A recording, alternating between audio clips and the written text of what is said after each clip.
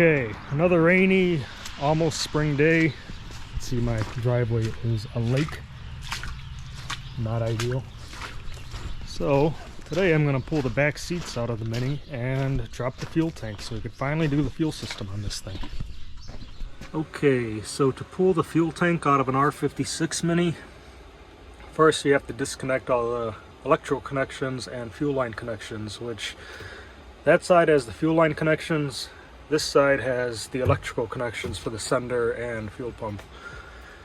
So I need to pop both of these covers off, disconnect all that, and then I will drop the tank out to the bottom. Let me pop these covers off and I will show you what it looks like. Okay, I got all the 10mm bolts off that hold these things on. And man, these things, the gasket they use, it's like basically glues itself on from the factory. I had to use a drywall hammer and pull up at the edges to get it to break loose.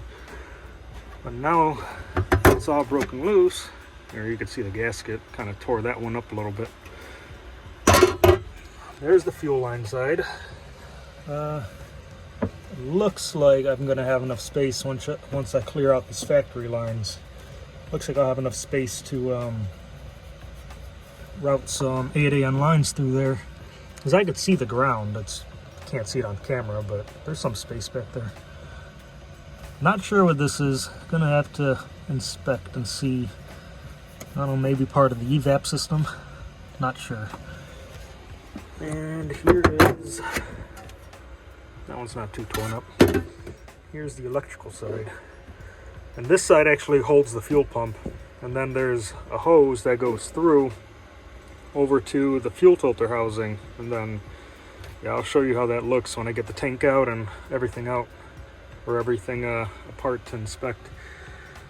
So I still am not sure what my plan is. Yeah, I'm just going to disconnect these connections and drop the tank. I'm not going to pull this stuff apart inside the car because no point in getting gas fumes and everything in here if I'm just going to drop it anyways. So, stand by. Okay, electrical connection is unplugged. You just pop this tab back and it pops itself out for you, nice and easy. On this guy, you just have to squeeze the green tabs and it pops right out. I just used some needle nose because it was even easier than trying to get your fingers on there. So that popped out no problem. This big 1/2-inch hose that I think is for the evap, I'm gonna have to find it under the car. It does not continue running all the way over here. So it's probably connected to the tank somewhere near the middle. And then I just have to disconnect some hose clamps here for the fuel filler neck. That goes up to here. And from what I can see, that's all that's needed to start dropping this thing. Then I'll put a jack under the back, pull the jack stands out, and start lowering the tank. So hopefully it comes out easy. Still need to pull the diff out, but I'll do that afterwards. Man, how was that for serviceability? I didn't even have to pull the rear mount off the car to get the diff out. Just pull the bolts out of the diff and thing dropped. Okay, so tank is not as easy as I originally thought it was going to be. If you come over here, I didn't even take a look down here. All of the evap stuff is connected and it's all bolted to the bottom of the tank there. I don't know if it'll be easier to unbolt it and try to leave it in the car or just take all these off, because these just squeeze, and I believe these just, let's see if I can do one right now. Yeah, okay. So these just, you pinch the connector and they pop right off. So I think I'm just going to try to disconnect them all and take them off that way. Okay, so disconnecting the evap lines is enough to get it all down. I did try to unbolt it off the bottom, but even though they're stainless screws, the little metal clips that they put in there to thread into, those things are not stainless, and they all rusted together and started spinning. So I'm gonna have to cut those off when I get this thing out. Now that it's out, well, not out, but now that I have access, just have to reach up in here and pop all these off and disconnect this line, which again I think is evap. not sure, but have to get up in here and disconnect everything before you drop it further, because otherwise you're going to start breaking things because everything is plastic. So that might be another one. I can't see the front side, but I bet you it is, because it looks identical to this thing. Oh look, and another one. So yeah, can't ignore those. They might be a good spot to put a tank breather if I end up having to do that. So we'll see. Luckily, Minis have this fuel tank with the exhaust cut out through the bottom of them, because so it makes it nice and easy to make yourself a drive shaft tunnel for all-wheel drive conversion, and still be able to use a stock tank, which is something like, I think it's like 13.5 gallons, which is better than having to run a fuel cell. So I'm definitely gonna clean it up before I put it back in, because just from resting my hand on it for this while I was taking the video now, that's how dirty this thing is. Okay, tank is finally out. It took me 15 minutes more to get it out, just because this big connector in the middle, that thing put up a fight. I was squeezing on it and everything, and the tabs are so tight and the plastic's so flimsy. Didn't want to release. I finally got it squeezed with some, sorry, I keep pointing down. I finally got it squeezed with some needle nose and pried it out with a flathead, and it popped right off, but the thing put up a fight. So it looks like I've got, this is evap, that's evap, and this is the one center main evap. I'll show you up in there how it looks, but they all pretty much tee into one giant line. So let's see. It's still a mess. Here's the diff. Here's my trailing arms. I've got nowhere to put anything. Working in chaos. So it'll be a lot easier to put this thing back in once this is off. So that's the whole upper area. That's the back seat of the car right there. There are my two tank openings. And this whole concoction right here, that is where everything for the evap just tees into one giant hose. Seems a little unnecessary to me, but I think it's more so because there's high spots in the tank where you'd get air, what's it called? I can't even think right now. Air pockets. So you wouldn't ever get a full tank. So having that in 3 different spots, the air will all bleed out and let you fill up. So I'm gonna pop those open and see what I'm gonna do for fuel system. Okay, fuel tank is out, and I was very wrong on the fuel level. This thing is almost full. Like, it weighs a ton. But fuel didn't come out of any of these ports, so they definitely have check valves in them for preventing fuel from sloshing back out. And including the fuel neck. Because I had this entire thing tipped up on that corner and nothing wanted to come out of there. So I already took my hammer and screwdriver, knocked this cap loose. Probably won't come out that easy.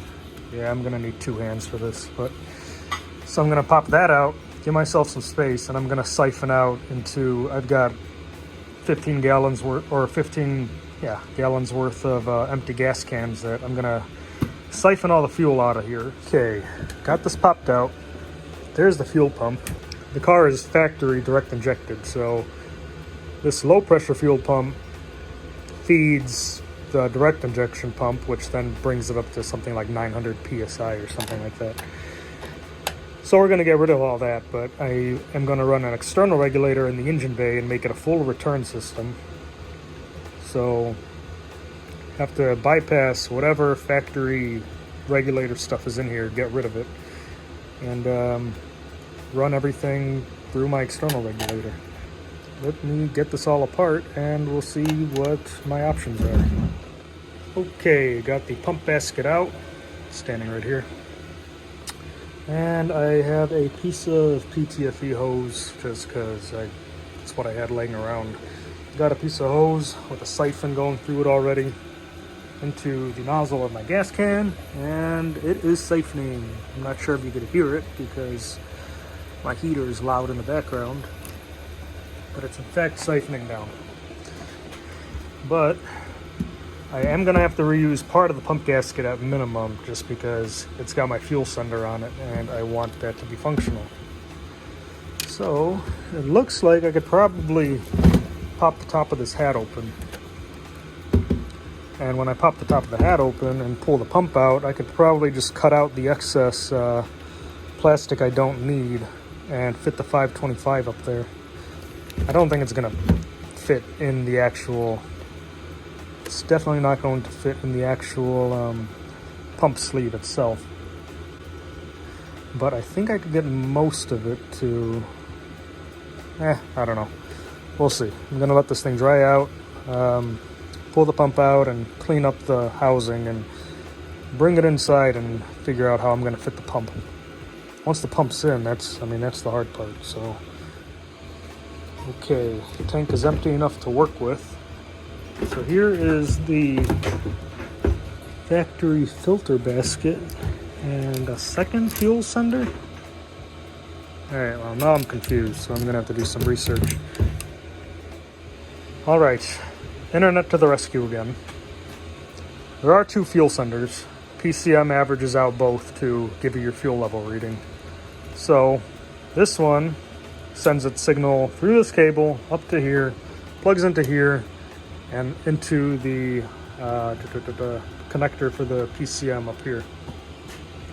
This one also goes straight to its own pinout on the connector.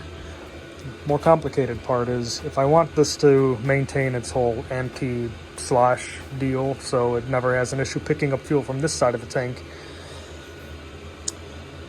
this is where it gets complicated. So, fuel pump picks up fuel from the bottom of this basket, sends it through the tube, which is a 3/8 tube, so that's pretty nice if I wanted to keep that. So it sends it through this tube into the fuel basket. There's an internal regulator that then either sends 72 psi constant out through here. But either way, okay. Fuel pump sends fuel through here into the basket, sends it out there, and then bypasses back out through this tube, which runs down here, which creates, where is it? It creates a siphon, which instead of it doesn't dump fuel into this side of the tank. It creates a siphon and then sends its return fuel along with fuel that it's sucking up from this side of the tank through this hose, and then dumping that back into the filter basket or the fuel pump basket. So need to keep it functional with my return fuel line hose if I want to continue picking up fuel from this side of the tank to constantly feed this side.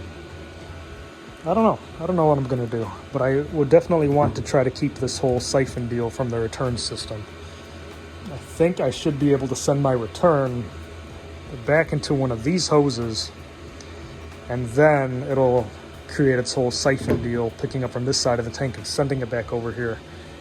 And being a 525, being regulated down to like 42.5 psi, which is what I'm going to run, because I'm going to run 210 pound injectors, which should be more than enough for my goals on the 85. That should create an even stronger siphon as long as that thing keeps up to, do an even better job of picking up fuel from this side. Man, well, that was a mouthful, but I think I have a plan.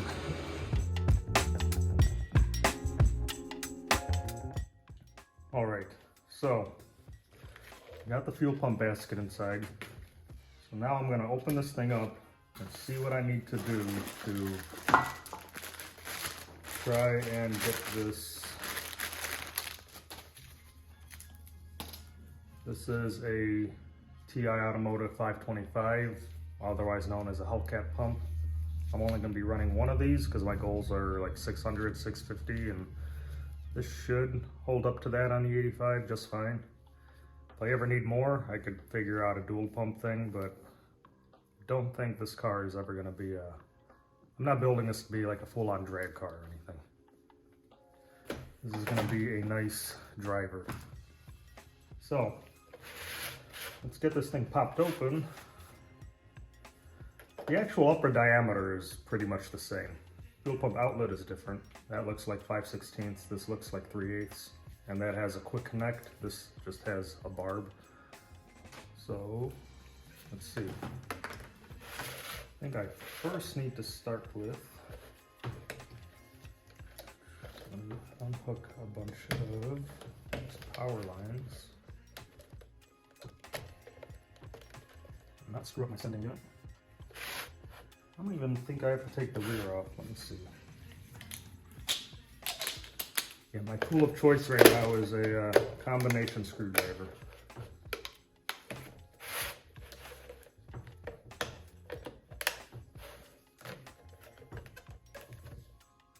Oh, alright. I do have to take the rear off. Okay.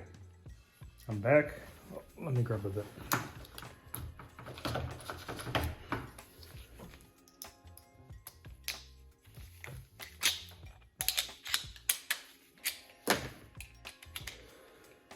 Okay, I'm back. It's a T20 to get these 4 off the back of the bucket. The fuel pump itself doesn't, yeah, it doesn't look like the fuel pump itself unplugs on the original pump. So I am just going to cut these leads right away so I don't have to worry about them. This thing was drying out overnight, by the way, so shouldn't have any actual liquid in it to worry about. Alright, so that's the whole sending unit part. These are fuel pump leads, and this is to that second sending unit. So let me pull this out of put this out of the way for now. And yep, there is another clip on the back. So that's the original fuel basket. There's a little rubber diaphragm that I think I just went onto here. Alright, so that little nub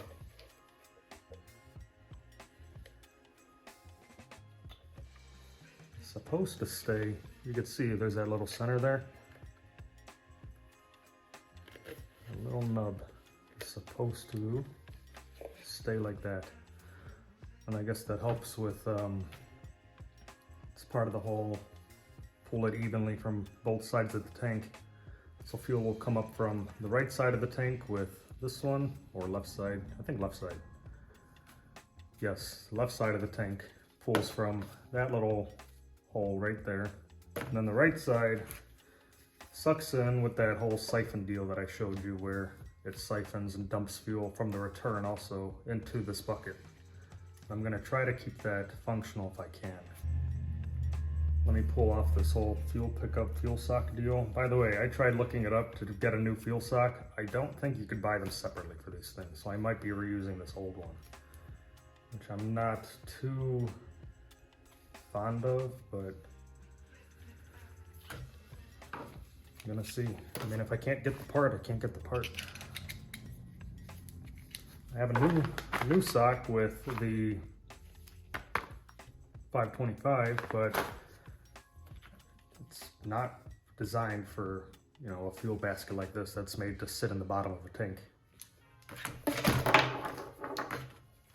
Let's see. How else does this pop off? I don't want to break anything because I don't know what all I'm reusing. And it's moving. Something, it's gotta have a tab on it somewhere. There it is. So this is a little tab right there. All this stuff is hard plastic that's sat in a fuel tank for 20 years, so 10 years, whatever. Math. Alright. So there's that fuel sock. Just out of curiosity right away. Stupid plastic. That's the thing's protected.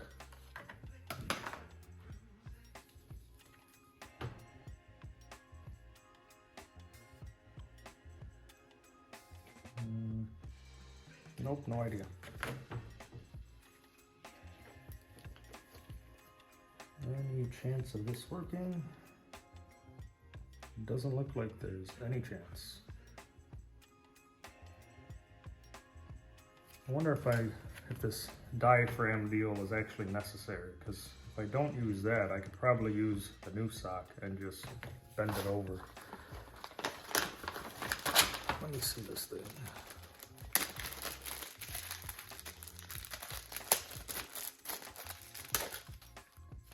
Here's a new one. I'm gonna temporarily throw this on here. I don't want to clip it on because these have this little spider thing that holds onto that nipple right there. And then they're a pain to get off. So just temporarily put it on there. This looks something like this.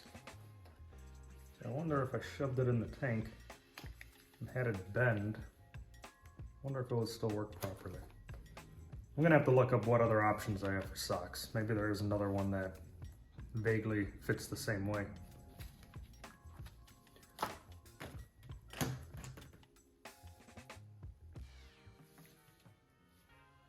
So now, what do I want to do?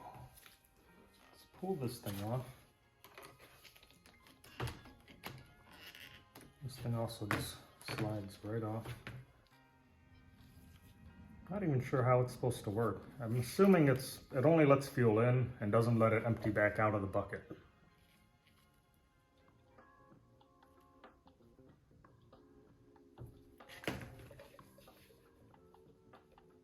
But I feel like just having this piece here alone would help with that a lot. It'll let fuel in, but when there's only fuel sitting in the bucket, I'll test this theory in a sink. But if there's only fuel sitting in the bucket itself, it should seal and not let it drain back out. So I don't think I really need this bit anyways. I think that'll do a good enough job on its own, especially with the extra return flow of the 525. At least during cruising and idle stuff. During pools, it might be fully utilized, we'll see. I'm not gonna be doing pulls on an empty tank, so I'm not all too worried about that. But, you know, driving it often, I would like to be able to utilize the full tank. Not have to always worry about keeping it over quarter tank or something like I had to in a while with my Colorado because of my fuel pump placement. So let's pop this thing out.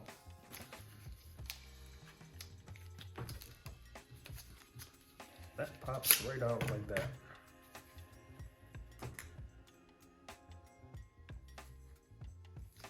I mean, a fuel pump's a fuel pump. They all look vaguely similar. This thing from the factory, this thing is much heavier. Like, it's a decent amount heavier, which is impressive. I wonder what these things flow anyways. I couldn't imagine it's much considering it's for a 200 horsepower car from the factory. And it's feeding a high pressure system, So I think what I'm gonna do, I need to go grab a marker. I think what I'm gonna do to at least get it in the stock upper basket.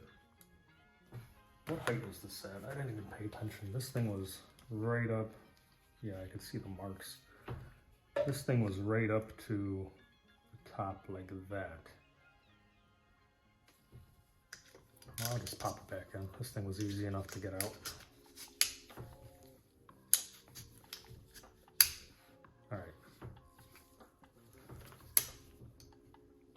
Yeah, so I want to keep the height the same. So I'm going to take a Sharpie, I'm going to mark this, and then I'm going to cut a ring out of the bottom of this thing just to hold the 525. Yep, that should work. All right, stand by. I didn't get a marker. I wasn't planning this far.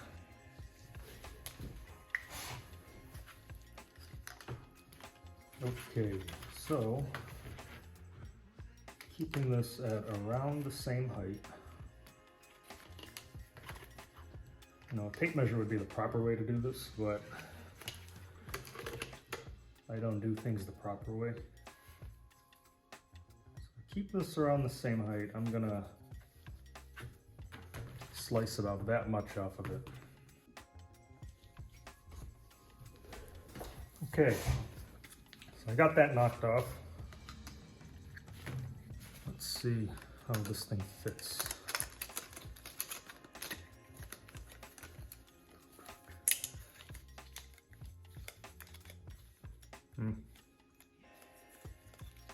Maybe had to go a little bit more.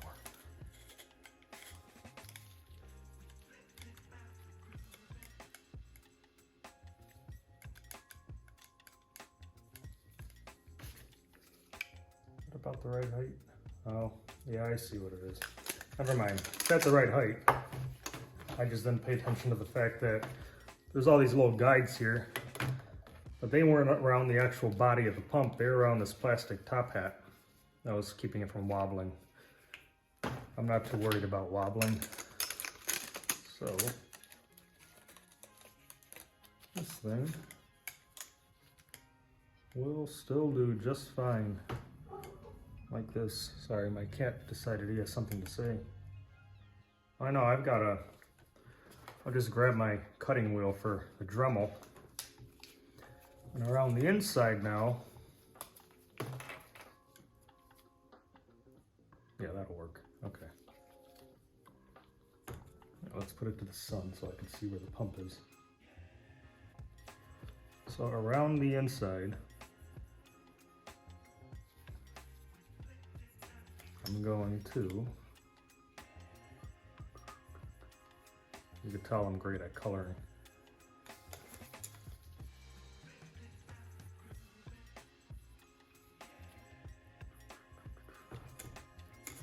I'm gonna knock that off with my small, like 1.25" cutting wheel. Just do it from the inside. And then I'll grab a hose clamp the size of this body and clamp it right above that spot. And then the pump will stay in just fine. Won't have to worry about that. Let me get this stuff out of the way. Figured I'd do this part on camera, just, you know, so there's any witnesses if this goes wrong. So, figured I'm going to use my danger wheel right here.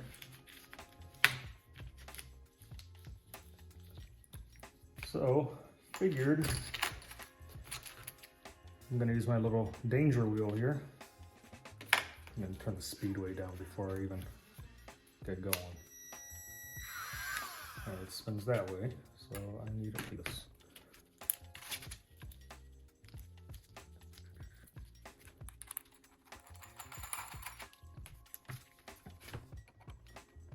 Alright, so danger wheel installed.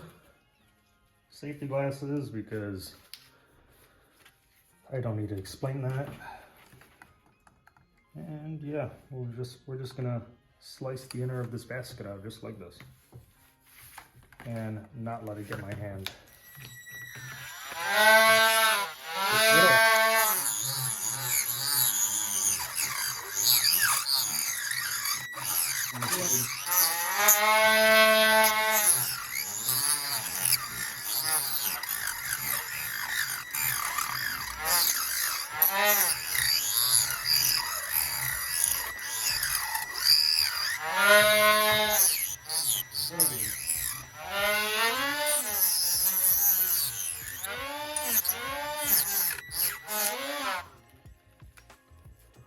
Okay, so there's that ring off of there. I've got a nice little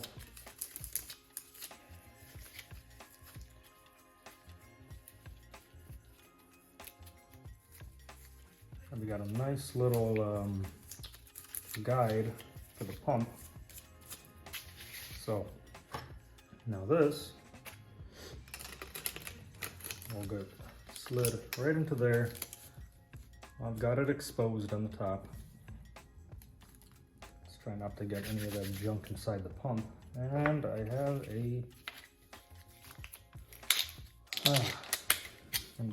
a hose clamp.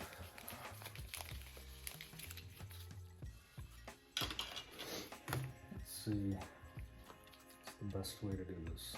Go like this.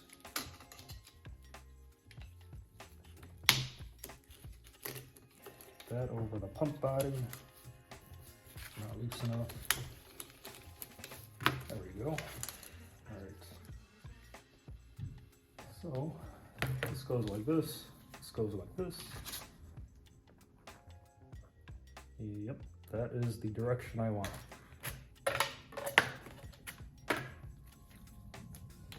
So now hold it down tight.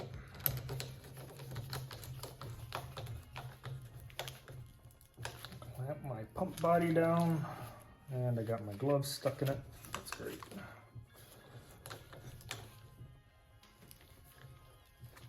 Alright, so now we have a 525 that doesn't want to move at all, nice and secured in this hanger.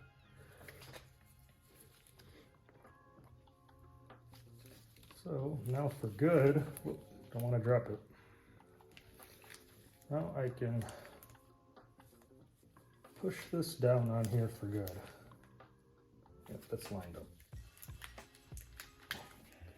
And lock that in place. All right, so there we go. I don't want to clip that down yet. Is that going to flow enough fuel in to keep this thing primed? It should.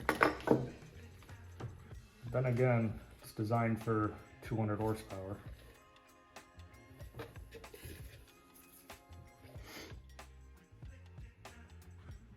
I'm going to go test this in some water, see how fast fuel actually comes in.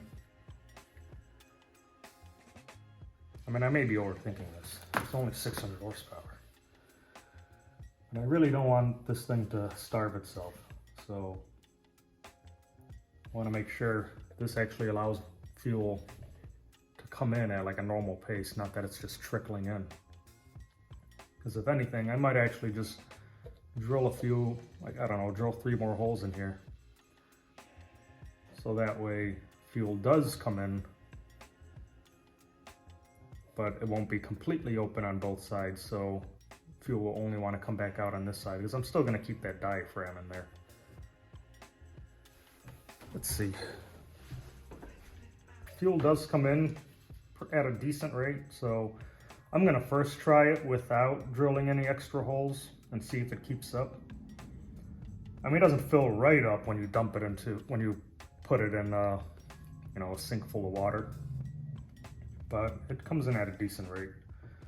So we'll see how it keeps up. If I end up having fuel pressure or fuel starvation issues or dipping during pulls, we'll know on the dyno when I get this thing together. If that's the case, I mean, I don't have to drop the tank to do this again. I got those access ports under the rear seats. So I can just pop the one cover off, lift this whole fuel basket out, drill a few more holes down here. Ideally, it'd be cool to get another one of these anti-siphon things, because this thing actually works great. It let fuel in just fine, and then I lifted it up and it sealed off. It wasn't pouring out or anything. I mean, there was a drip or two every now and then, but this thing's basically acting as like an or like a surge tank, and keeping the pump submerged at all times.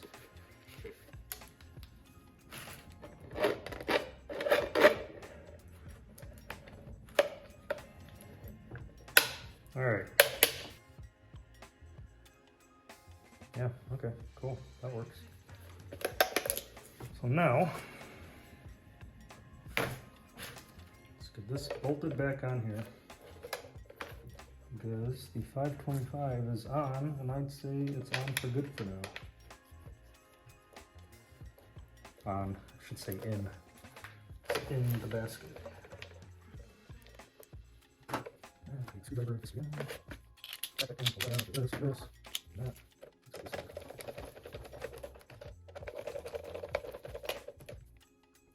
One of these screws.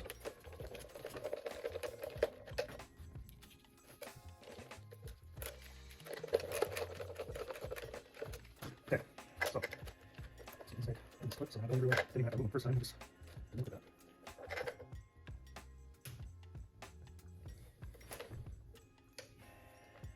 Huh. Or maybe I could just utilize, no, I don't know, I'm just thinking right now. I could drill a hole into this unused fitting. It's actually blanked off on the top, probably for some different application. But drill that out, shove those through there, seal it off with something, and just have my wiring come right out the top. Let me just do that real quick.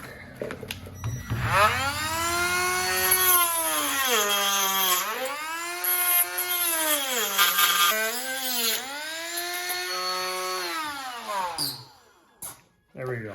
That is nice and open. Cool. So I can take this, shove these right up through here. Yeah, wow, that works perfect. I've got wiring sticking out. Then I'll just fill that whole... I ran out of storage space during that last clip, but this thing is complete. Fuel pump is mounted and secured. Fuel sock sits nicely at the very bottom. It is not pushing against that diaphragm that lets fuel into this side of the, or that lets fuel into this basket. So stock fuel sender, still functional. I hope. I didn't break it, didn't remove it, tried not to touch it. Power and cables coming right out the top of here. I'll seal that up when I get this back in the garage because I've got some stuff for that. But yeah, so I'm going to go work on some other stuff, and I'm still waiting on fuel fittings and fuel hose. So time to move on to something else.